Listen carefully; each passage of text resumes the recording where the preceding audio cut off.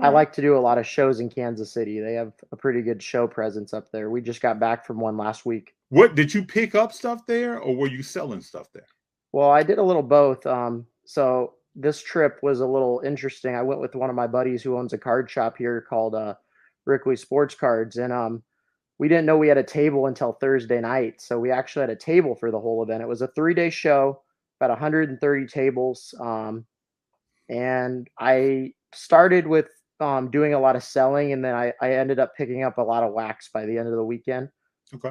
I love going to card shows to pick up wax because you avoid sales tax, you avoid shipping cost, and usually you can get the best deals at card shows when it comes to wax.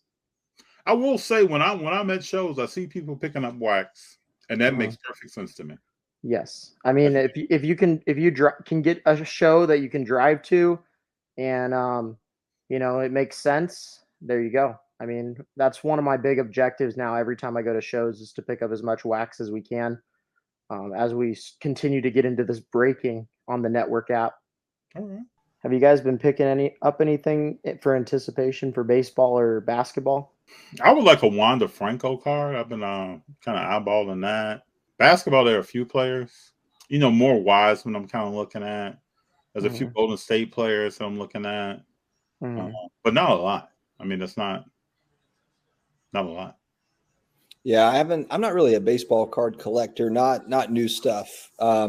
Always looking at vintage baseball, but I haven't been picking up really much on the basketball or baseball side. Been just watching right now. But and also like with the card shows coming up, I'm trying to save a little bit so I can actually have some cash at the show. Right. I've been doing a lot of online buying over the last year, and I just want to, be a little bit more picky. All right. Here we go. Got to have that money for national. Yeah, exactly. Well, especially too, last year, the national was really fun. And then I was thinking like, man, it would have been even that much more fun if I had more money, while I was here. Right. Yeah. So yeah, I agree.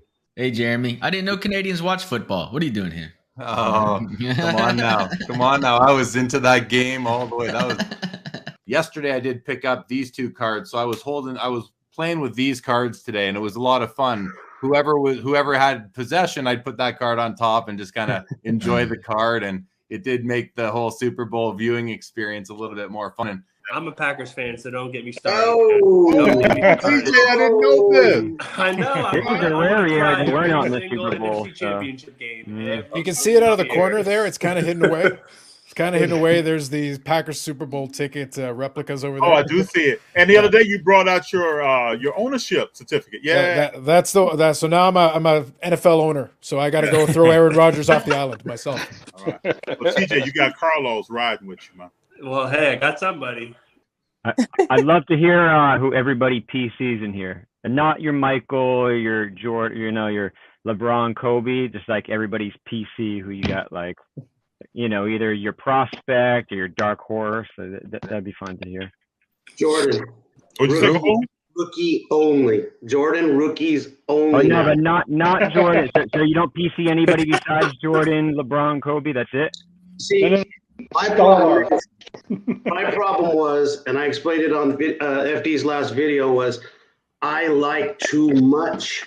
I like Curry. I like anything has a good value. I went after the great curator twice and tried to hit him with the rookie. I had to do the Jordan defense on him twice. But I hit him with some bangers. A rookie Jackie Robinson, a rookie Hank Aaron 4. I went hard. So I got rid of everything I had and put it into Jordan rookies. That's all I collect now because I like too much. Like I got so much stuff. I'm just trying to narrow it down because I'll keep collecting too much and I'll have a pile of Currys, and I'm tired of playing the market going like this. I want to stick with something and just put everything into those cards. So if you ever see me at the show and you ask me to see my cards, I'll show you. It's all Jordan rookies now. It sounds like a good problem to have though. Yeah. It took a long time to get there. I'm not flexing, but I've had a lot of valuable cards. And I just dumped them all into those because, like I told FD in his last video, if something takes a hit, those are always going to have a good value, absolutely. For what I need them for. What about you, TJ? What would be your go-to I'm like my guy Kaboom, man. I do like really oddball Jordan cards that people kind of like don't know about, like stickers, and I try to really stay in the rookie years, kind of the first 2 or 3 years. But if I had to pick somebody from today, you guys are probably gonna laugh at me, but I loved Zion. I thought Zion was gonna be awesome, but I mean, you know what's going on with that. So I kind of sold all mine. I had like all the PSA 10 rookies, blah, blah, blah. I sold them at the right time, thankfully. And it will take me a lot to go back, a lot to go back. Okay. You can't gain 50 pounds just hanging out, man. You know, you got to stay ready if you want to be traded so bad. True. So that was me. Then did some Ja Morant for a while, but I try to really stay away from like the ultra modern, more cards, and just stay, you know, more vintage. Like, you know, Kaboom said, I kind of stay where the value's at, because I've seen people go 25K deep into the more modern and just blow it and just get screwed. And that like scared me really bad. So we'll not be doing that. What about you, Dan? Well, besides the main guys, I do like everybody else, Kobe, LeBron, Jordan. I would say, since I grew up in the 90s, Eddie Jones is a favorite of mine. Before Kobe, he was the guy that I followed for basketball. I'm mainly a basketball guy. I don't really collect the other sports too much, but I also do some of the niche things that probably nobody in this room does, like Marvel and wrestling. So I'll just say for wrestling, Hulk Hogan's my guy. He's the guy I collect a lot. And then for Marvel, I'll say Captain America. What about Ultimate Warrior, Dan? Oh, I know you're Warrior. Come on, if you bro. see this, hold on. Come on, bro. If you see that right there, yeah, right? Yes, I got my Ultimate Warrior portrait. The Warrior is my dude too. You know that. Yeah. Yes. Yeah. Stephanie, I know you like Kershaw, right? Yeah. So Kershaw's my main guy. I'm filling binders and binders of Kershaw stuff. I just want everything that has ever been made of him. But I guess prospect, I really pay attention to these big market utility players in baseball. I'm all baseball. When you ask me about football and basketball, I don't know the sport as well as I know baseball. I played softball in high school and middle school. So I would say my pick for like the prospect I like to collect right now is Jake Cronenworth. I like utility players. I think with Tatis and his injuries, you know, they're going to be moving him around, maybe putting him at short. And I thought the Padres had a chance at, you know, making a playoff run last season, but you saw how that happened. So I don't know about this year, but I still like Jake. And as far as basketball, I think that basketball inserts aren't paid attention to as much. So personally, I love the Prism inserts, like the widescreen and the sophomore stars. So I collect anything I can get my hands on that I like with jaw inserts. And I'll try to go after those like rare hyper variations. Hyper specifically because it's a prism parallel. And I really like the look of it. I don't understand why silver outsells hyper if hyper is more rare. So I know you guys have noticed that before too. Oh, yeah. Yeah. And JD, you can jump right in here. We were just talking about what is the player besides like the big names that we know, LeBron, Kobe, things like that, or Jordan, that you may be looking for as far as a player that you are PCing. Well, everybody knows my PC is Kyrie, but I was watching you guys before. One of the questions like, what else do you guys collect besides that? And right now, I'm jumping into like Star Wars too. You know, I feel like Star Wars has like a big market. I like going after gold stuff that's numbered. Obviously, I think the prism based stuff is going down a little bit, so I like going after more rare things like you guys are talking about. Low number stuff, autos, something that's like just different. So when you guys go to a show, you just see different things and that you don't usually see. So that's what I try to collect recently. Murray World, we were just talking about what are you PCing from a particular card type or player perspective that's not like Jordan, LeBron, or Kobe, like something that really gets into what your PC is.